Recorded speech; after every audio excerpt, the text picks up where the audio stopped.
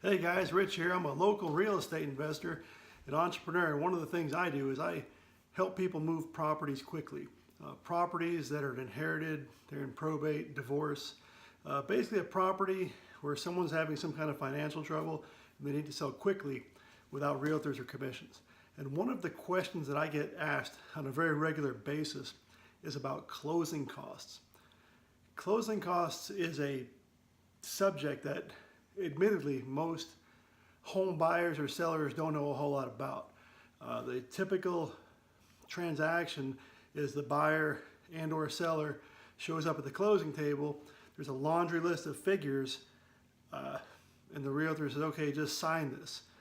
Matter of fact, I had an interesting conversation with a realtor just the other day and I said, hey, can you explain to me what exactly closing costs are?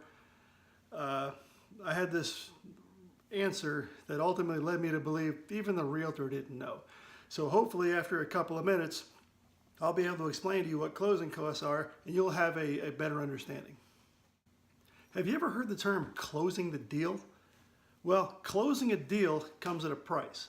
Those prices are closing costs.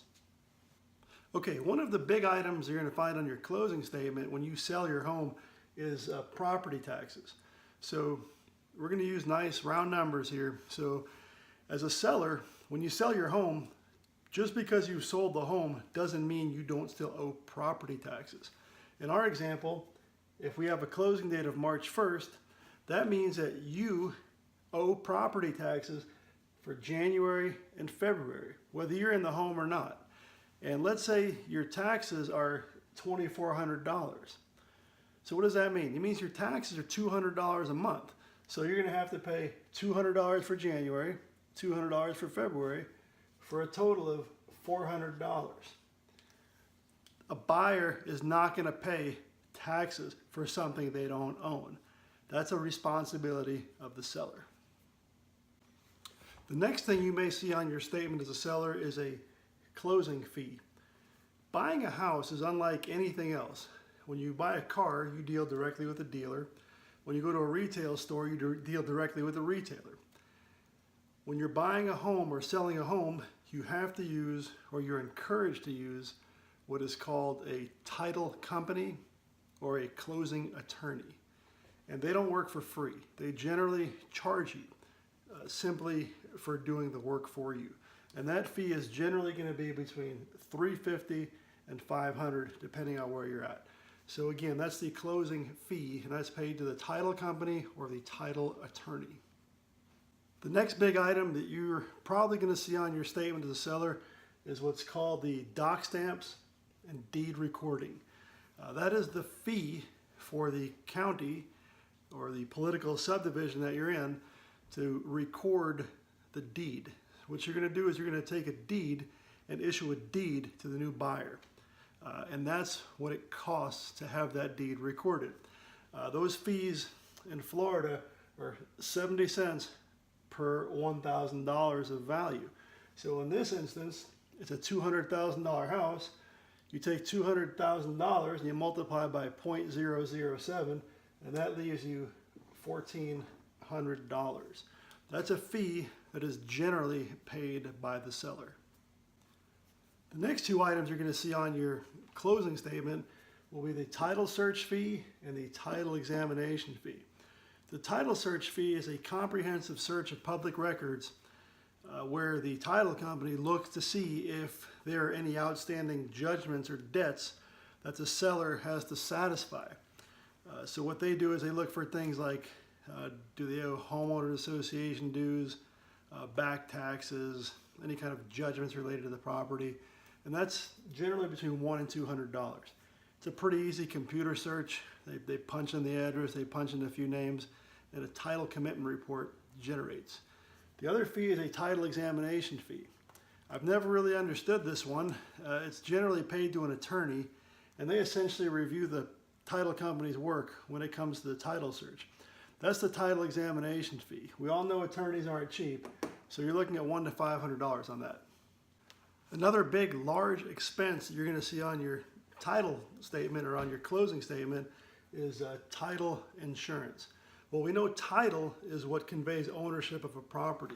Think of the title for your car. If you have the title, that means you own that car. Now, title for real estate works in a very similar fashion.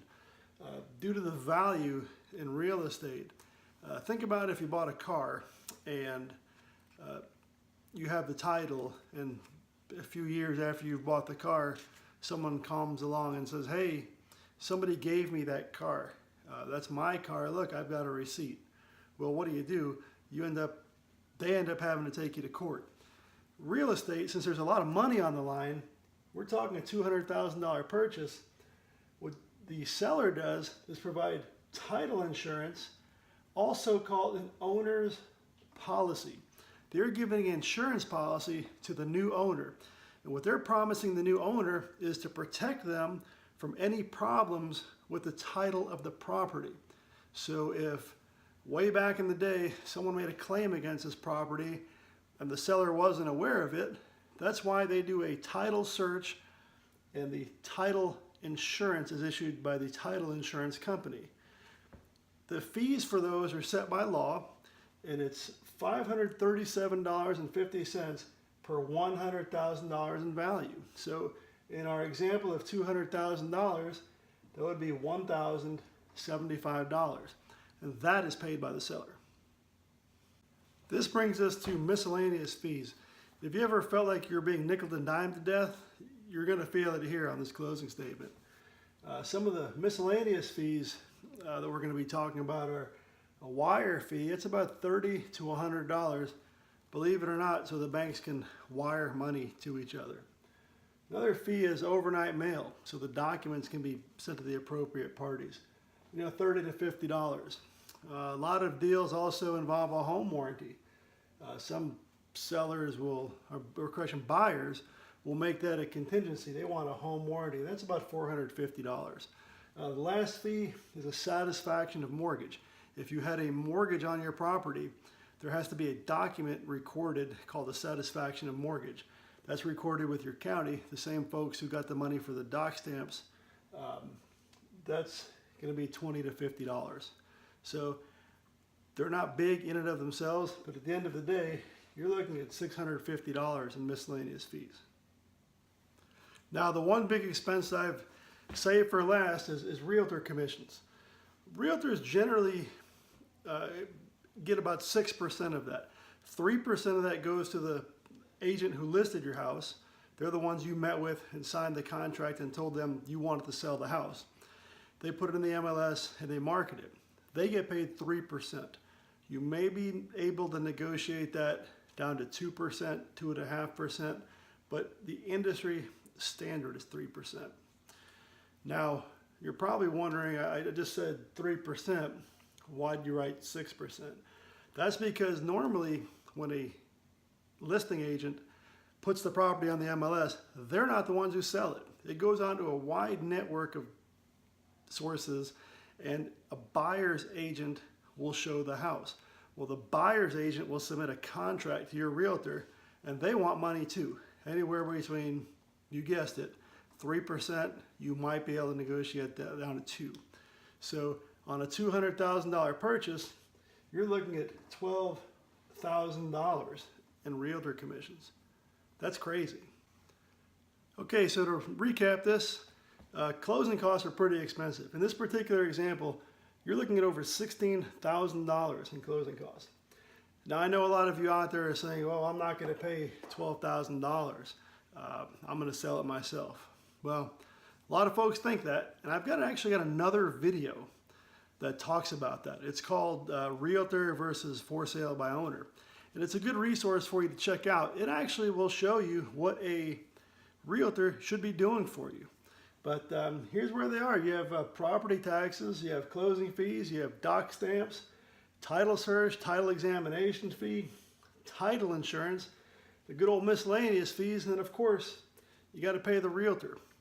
But I have good news for you. I've been doing this for a long time, and I have a very experienced team behind me. We have very creative ways that we can avoid a lot of these fees. If you do business with me, I will find a creative way around this where this will not come out of your pocket. That's one of the advantages of dealing with me.